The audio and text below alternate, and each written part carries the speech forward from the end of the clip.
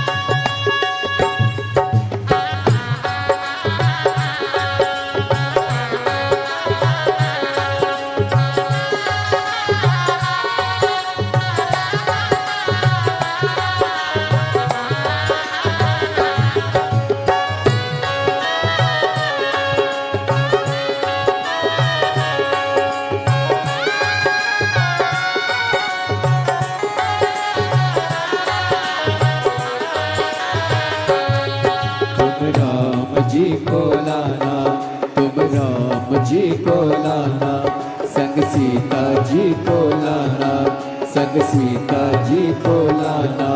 तेरे मकान में तेरा डमरू डम डम बाजे सारी जहान में।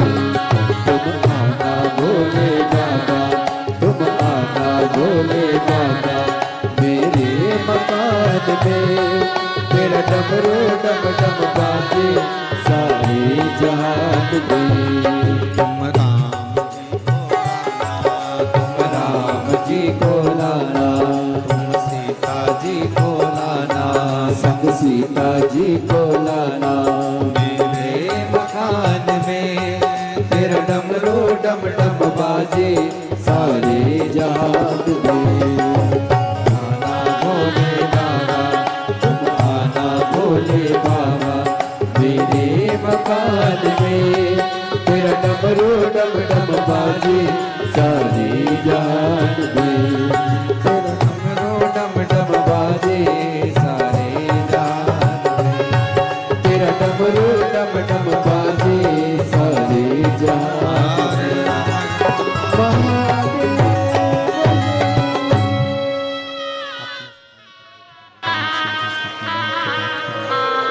दिल से बाबा से विनय करिए, अपने हृदय से अपने बाबा को अपने मन की बात कहिएगा, दिल से विनती करिए।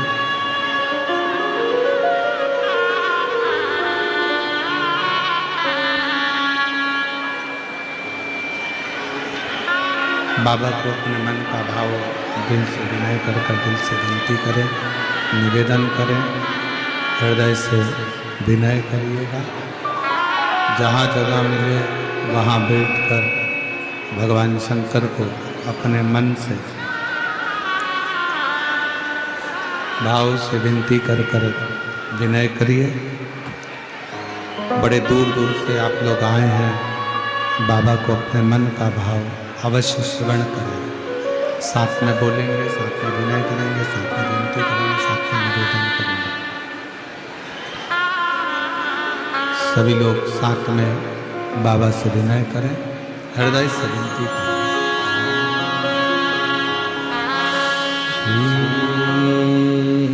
शिवाय नमस्तुभ्यं, श्री शिवाय नमस्तुभ्यं, श्री शिवाय नमस्तुभ्यं, श्री शिवाय नमस्तुभ्यं, श्री शिवाय नमस्तुभ्यं। सब दुख काटो हमारा, बोला सब दुख काटो हमारा। शिव शंकर जप तेरी माला, भोले बाबा जप तेरी माला। सब दुख काटो हमारा, ओ भोला सब दुख काटो हमारा। देश है मंगल मंगलकारी, देश है मंगल मंगलकारी। शमशान वासी हमारा, शमशान वासी हमारा। भोला सब दुख काटो हमारा, ओ भोला सब दुख काटो हमारा।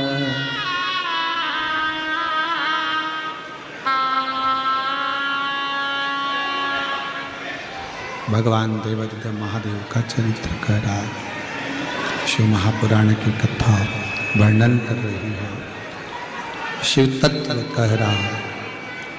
तारकासुर के 3 बेटों को भगवान ने संहार कर कर उन तीनों की अविरल भक्ति के कारण शिव जी का नाम पशुपतिनाथ पड़ गया, पशुपतिनाथ हो गया। शिव कथा कहती है विदल उत्पल नाम के असुर का संहार कर कर भगवान शिव जी का नाम कुंदकेश्वर पड़ गया। शिव जी का नाम कुंदकेश्वर पड़ा। फिर आगे 12 ज्योतिर्लिंग का स्मरण कराया गया। प्रथम ज्योतिर्लिंग के रूप में श्री सोमनाथ जी महाराज का वर्णन किया गया।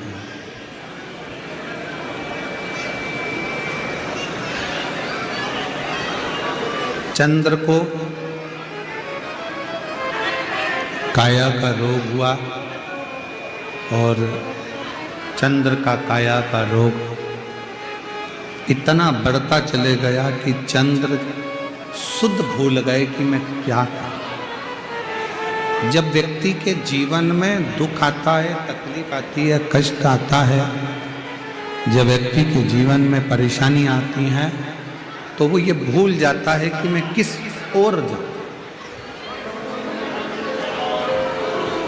मैं किस मार्ग को पकड़ूं, मैं किस ओर जाऊं, मैं किस रास्ते की ओर जाऊं जिससे मेरा रास्ता सुलभ हो सके, मैं अपने मार्ग को सुलभ बना सके।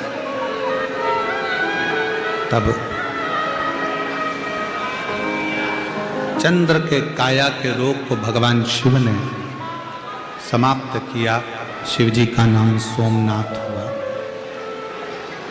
षडानंद कार्तिकेय रुष्ट होकर चले गए श्रीशैलम पर। भगवान शंकर पार्वती ने जाकर उनको राजी किया।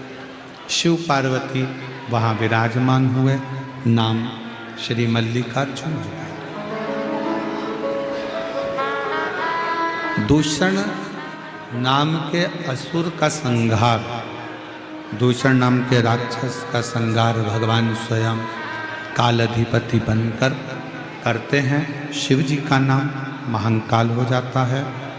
विंद नामक पर्वत के तप करने से भगवान ओंकारेश्वर प्रकट होते हैं। फिर वर्णन आया है श्री केदारनाथ जी का।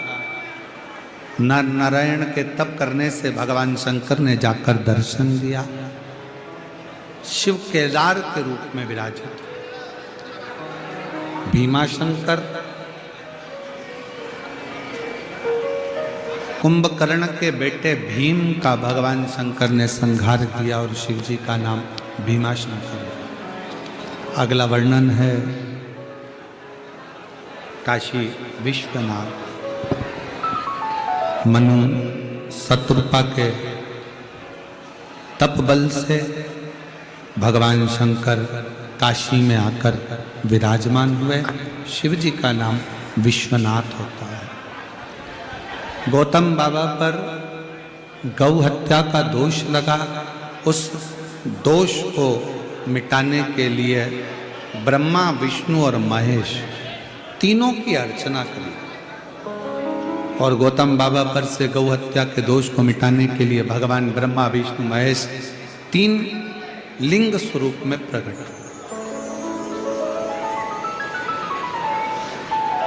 3 लिंग स्वरूप में भगवान प्रकट।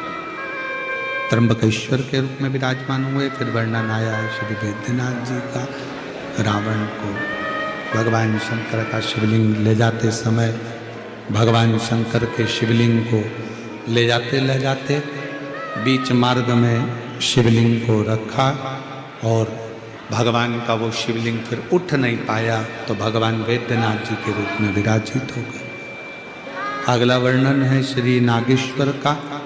दारुक नाम के असुर का संहार भगवान शिव ने करा, नागेश्वर के रूप में पूजा।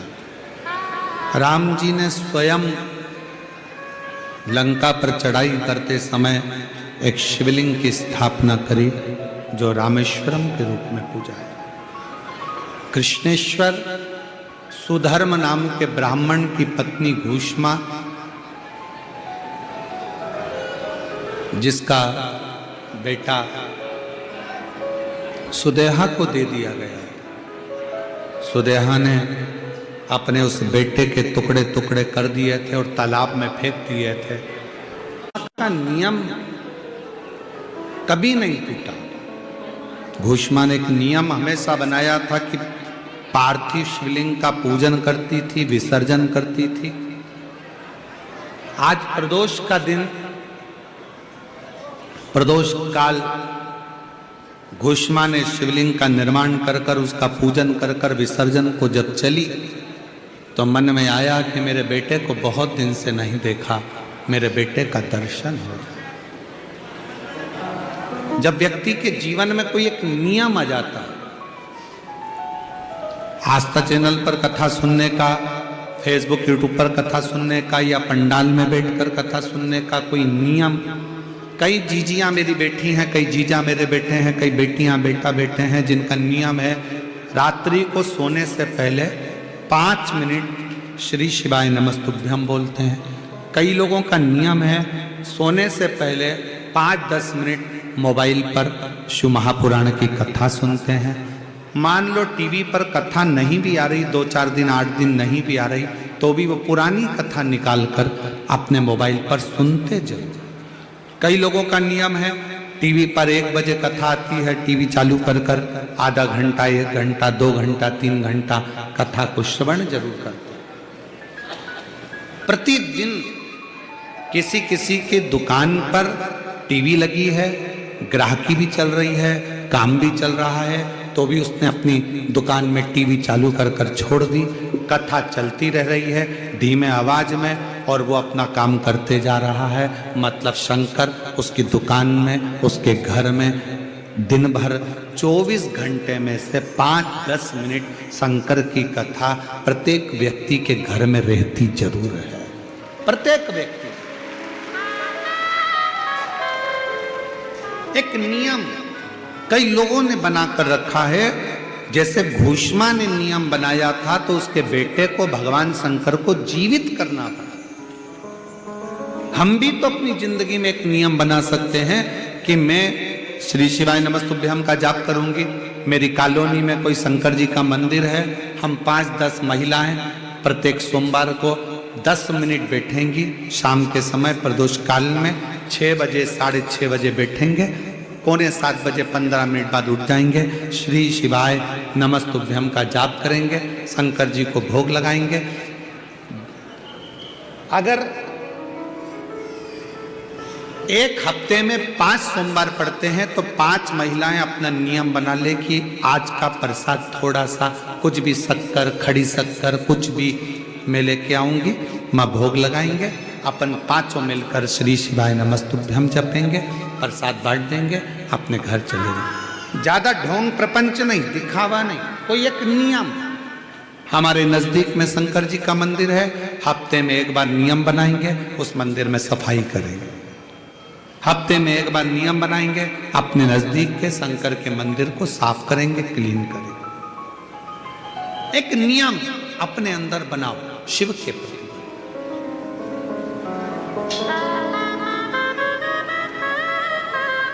अपने भीतर जब हम नियम बना लेते हैं कि श्री शिवाय नमस्तुभ्यम जपना है, शिव को 1 लोटा जल चढ़ाना है, शंकर की आराधना करना है, तो शिव हमारे लिए भी कोई ना कोई नियम जरूर बनाते हैं और हमारा कल्याण जरूर करते हैं। एक नियम बना। 12 ज्योतिर्लिंग का ये प्रसंग, चंचुला देवी का पति विद्युत प्रेत योनि से मुक्त होता है, चंचुला खंड सौभाग्यवती हो जाती है, पति के लोक हो जाती है, भगवान शंकर के धाम को पहुंचती है। तुमरुका जी कहते हैं चंचुला से, तुमने इस कथा को सुना, तुम्हारे पति को फल प्राप्त हो। कलिकाल में संसार में जो शिव महापुराण की कथा को सुनता है, श्रवण करता है, करवाता है, बाँचता है, सुनता है, वो जितने जीव इस कथा को श्रवण करने आते हैं, केवल उनका ही नहीं, उनकी 71 पीढ़ी का कल्याण शिव पुराण की कथा कर जाते हैं। 71 पीढ़ी। ये शिव पुराण की कथा तुमरुका जी बड़े भाव से श्रवण कराए। चंचुला देवी का अखंड सौभाग्य हुआ। शिव जी ने अपने मस्तक की बेलपत्र शिवपोथी को समर्पित करी। भाव से साकरी नगर में श्री गंगेश्वर शिव महापुराण कथा समिति शिव महापुराण का जो भव्य गंगेश्वर शिव महापुराण समिति साकरी पीपलनेर द्वारा जो ये कथा का आयोजन हो रहा है,